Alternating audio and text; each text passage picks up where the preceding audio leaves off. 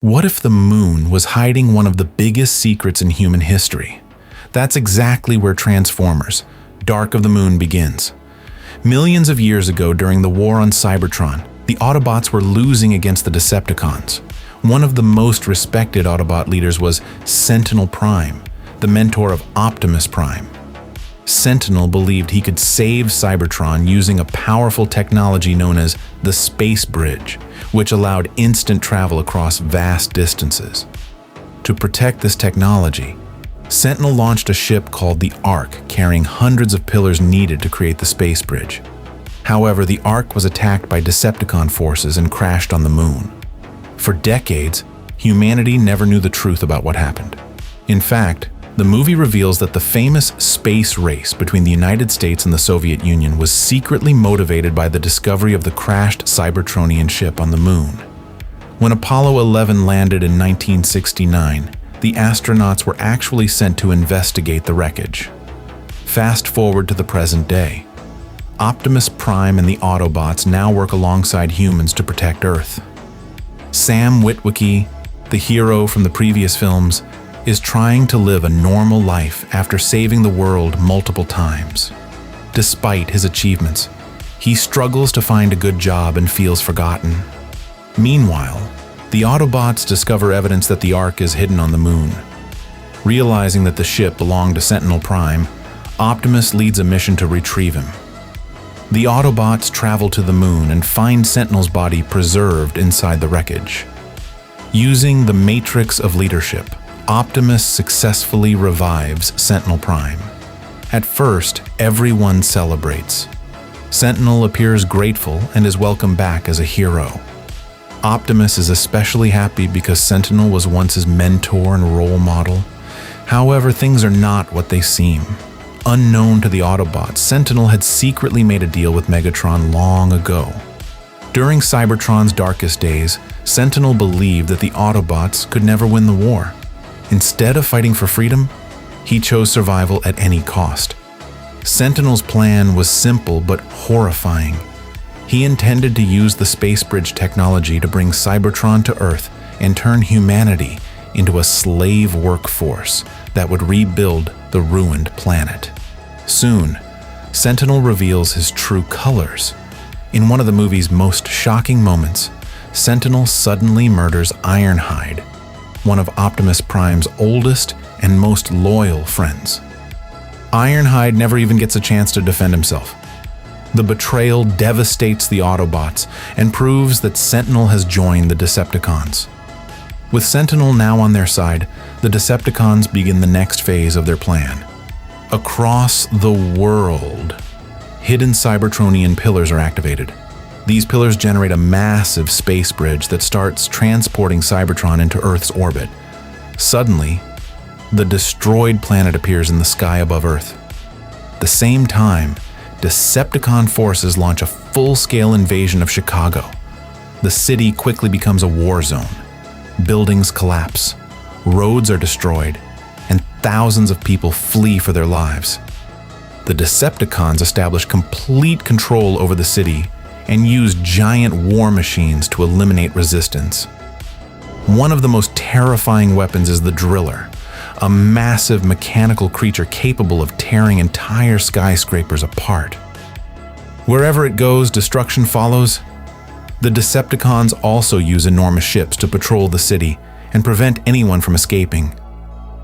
The world watches helplessly as Chicago falls. At first, human governments decide that the Autobots should leave Earth, believing their presence only attracts danger. The Autobots appear to agree and board a spacecraft, but before they can leave, the Decepticons destroy the ship. The entire world believes Optimus Prime and the Autobots are dead. The Decepticons celebrate their victory. However, this was actually part of Optimus's plan. The Autobots never boarded the ship. They anticipated the attack and secretly remained on Earth. Now, with the Decepticons believing them dead, the Autobots launch a surprise counterattack. Meanwhile, Sam discovers that several humans have been secretly working with the Decepticons. These collaborators believed they would be rewarded once the invasion succeeded. Instead, they learned the harsh truth. The Decepticons view humans as disposable slaves. Determined to stop them, Sam joins a dangerous mission into occupied Chicago. Together with soldiers and resistance fighters, he makes his way through the devastated city while Autobots battle Decepticon forces overhead. The fighting intensifies. Bumblebee proves once again why he is one of the most beloved Autobots. He destroys multiple enemies and protects his human friends despite overwhelming odds. During the battle, Optimus Prime faces incredible challenges. He fights countless Decepticons while trying to reach Sentinel Prime. One of the film's most memorable scenes occurs when Optimus uses a flight suit to soar through Chicago's skyline. As missiles explode around him, he attacks enemy forces from the air in spectacular fashion. Despite his efforts, Optimus is eventually ambushed. At one point, Sentinel and Megatron work together to defeat him.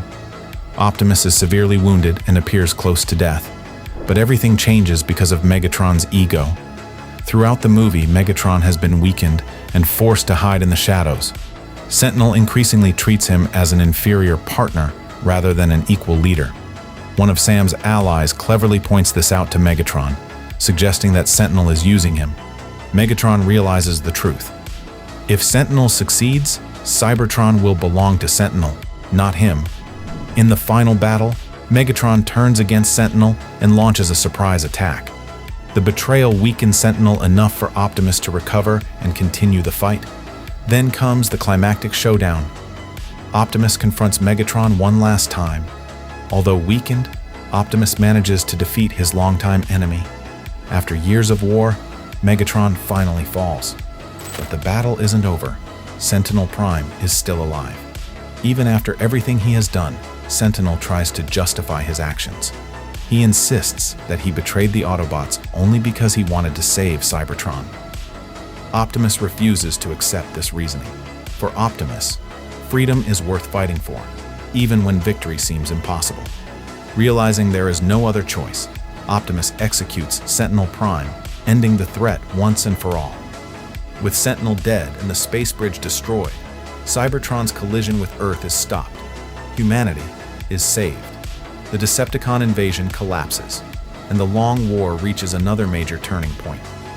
In the film's final moments, Optimus reflects on the sacrifices made during the battle. Many lives were lost, including Ironhide and countless others who fought to protect Earth. Yet despite the destruction, hope remains. The Autobots continue their mission to defend humanity, knowing that new challenges may still lie ahead. And that's the story of Transformers. Dark of the Moon, a tale of betrayal, loyalty, sacrifice, and one of the largest battles ever seen in the Transformers franchise.